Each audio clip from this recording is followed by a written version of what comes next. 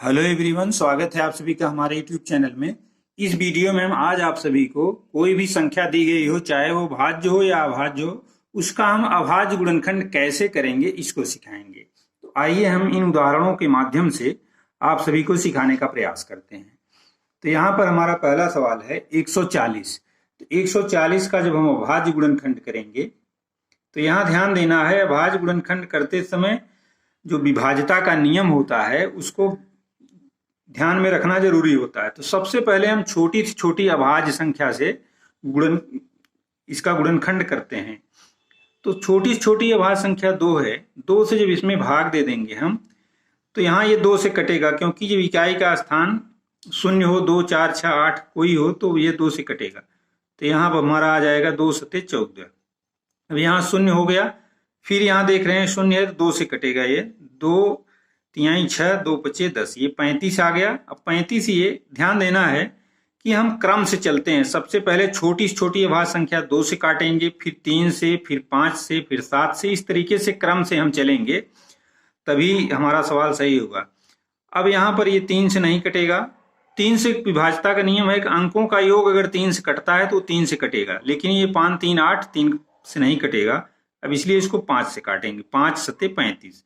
7 भी हमारी अभाज्य संख्या है, इसलिए यहाँ पर अब कटने का कोई प्रश्न ही नहीं है। यहाँ 7 एकम 7 हो गया।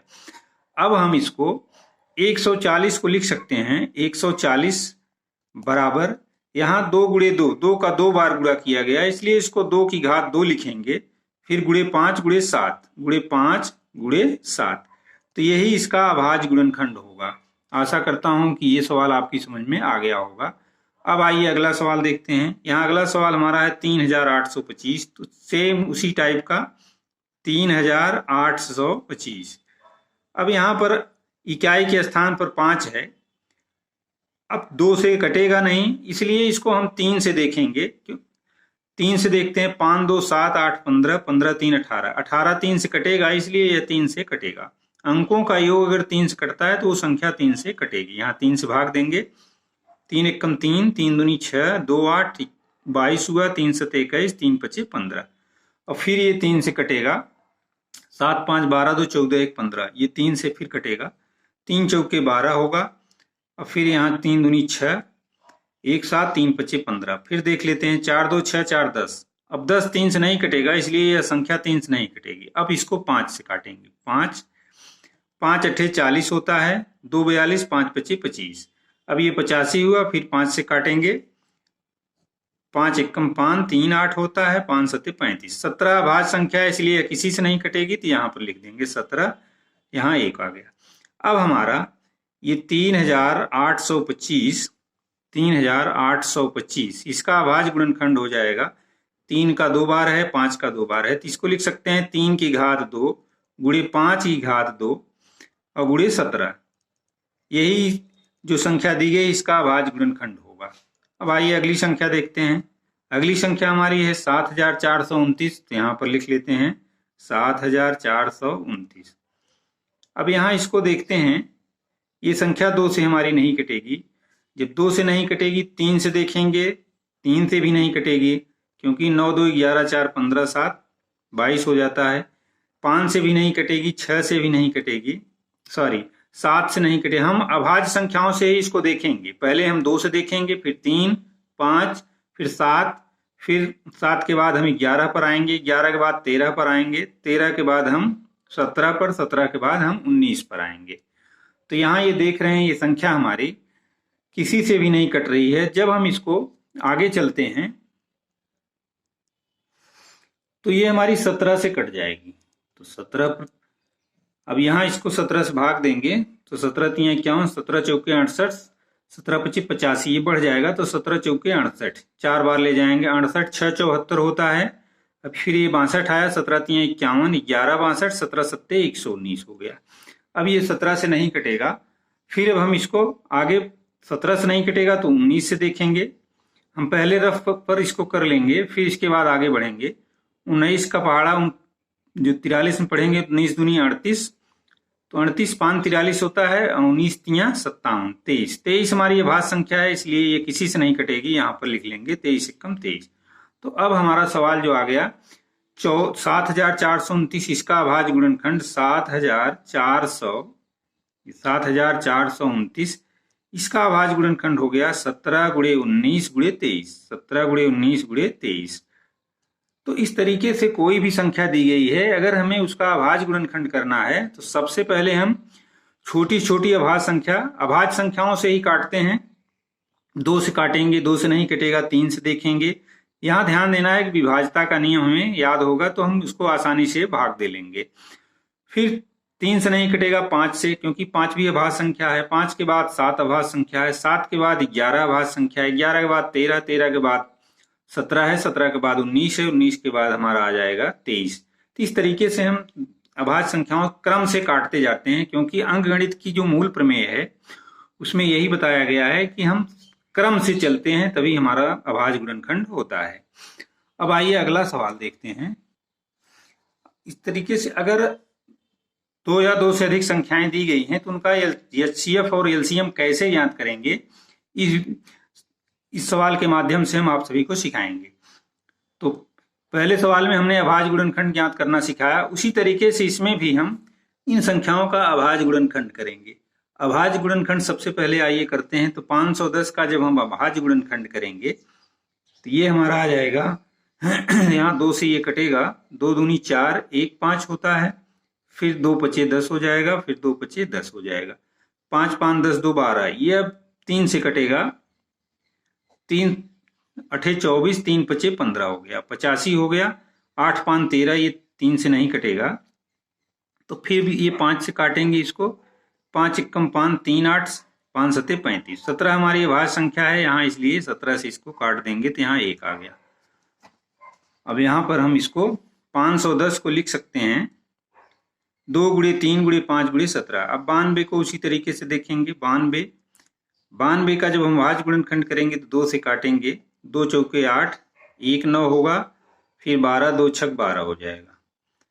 अब फिर ये 6 4 10, फिर 2 से कटेगा, ये क्या के स्थान पर 6 है, तो 2 दूनी 4, 2 तिहाई 6, 23। 23 अभाज्य संख्या है, इसलिए यह किसी से नहीं कटेगी, तो यहाँ पर 23 लिख देंगे, 23 एकम 23। अब हम क्या करते हैं, 510 बराबर हमारा हो गया 2 गुणे 3, 2 गुणे 3 गुणे 5 गुणे 17, और 92 हमारा हो गया 92, इसका अभाज्य गुणनखंड हुआ 2 गुणे 2, ये 2 है हमारा, गुणे 23। अब एचसीएफ निकालने के लिए हम ध्यान देना है, एचसीएफ निकालने के लिए हमें ये करना होता है कि इन संख्याओं में कॉमन संख्या को चुनते हैं जिसका घातांक कम होता है। यहाँ पर भी 2 है, यहाँ पर भी 2 है, यहाँ देख रहे हैं 2 बार आया है, यहाँ 1 बार आया है, तो कम का हम चुनेंगे, यहाँ पर 2। फिर 3 इसमें आया है, इसमें नहीं है, 5 भी इसमें है, इसमें नहीं है, बाकी कोई चीज कॉमन नहीं है, इसलिए यहाँ पर हम इसको छोड़ देंगे। अब एचसीएफ इसका 2 आ गया। हाँ, अब एलसीएम निकालने के लिए, जब भी हम एलसीएम निकालते हैं तो एलसीएम निकालने के लिए हम सभी संख्याओं को परस्पर गुणा कर देते हैं। ध्यान देना है कि जो अधिकतम बार आई, अब इसमें 2 गुणे 2 बार आया है, तो इसलिए इसको 2 गुणे 2 करेंगे। अब जो नहीं आया है उसको भी उतार लेते हैं, गुणे 3 गुणे 5 गुणे 17 गुणे 23। अब इनका जब हम परस्पर गुणा कर लेंगे तो जितना आएगा वही हमारा एलसीएम होगा। तो इसका जब परस्पर गुणा करेंगे तो ये हमारा आ जाएगा 2 दूनी 4, 3 12, 25 60। 60 में जब 17 से गुणा करेंगे तो 17 छक्का 102, 1020 आएगा। फिर उसमें जब 23 से गुणा करेंगे तो ये हमारा आ जाएगा 23,460, 23,460। इस तरीके से यही इन दोनों संख्याओं का एलसीएम होगा। आशा करता हूं कि इस तरीके से आप सभी एलसीएम अब निकाल सकते हैं। अब आइए अगला सवाल देखते हैं।